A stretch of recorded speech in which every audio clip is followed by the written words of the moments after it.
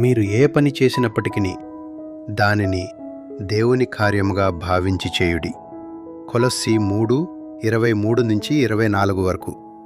పని కేవలం జీవనోపాధి కాదు, అది దేవుని సేవ, ఒక పవిత్రమైన పిలుపు.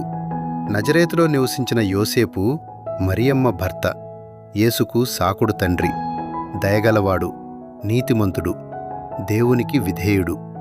ఆయన జీవితం విశ్వాసానికి ప్రతిరూపం. యోసేపు వృత్తి వడ్రంగి, తన చెమటతో కుటుంబాన్ని పోషించాడు. ప్రతి శ్రమ దేవుని సేవగా మారింది.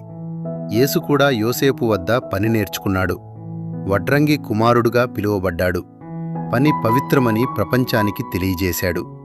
గ్రీకులు శారీరక శ్రమను చిన్నచూపు చూశారు, కాని యేసు శ్రమను పవిత్రంగా నిలబెట్టాడు. శ్రమ ద్వారా కుటుంబం, సమాజం ఎదుగుతుంది. మన పని అర్పణైతే భూమి బలిపీఠమవుతుంది. మే 1 కార్మిక దినోత్సవం, పునీత యోసేపు గారి పండుగ. పని ఒక గౌరవం, ఒక సేవ. నేటి ప్రపంచం నిరుద్యోగం, యంత్రాల ఆధిపత్యం, కార్మికుల గౌరవం తగ్గిపోతున్నది. శ్రమను గౌరవించండి, కుటుంబాన్ని కాపాడండి, నిశ్శబ్దంగా సేవ చేయండి. ప్రతి పని పవిత్రమే. నిజాయితీగా పనిచేయాలి, ఇతరులకు సేవ చేయాలి, న్యాయం కోసం నిలబడాలి.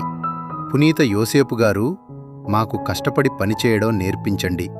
శ్రమించండి, గౌరవంగా జీవించండి, దేవుని మహిమపరచండి.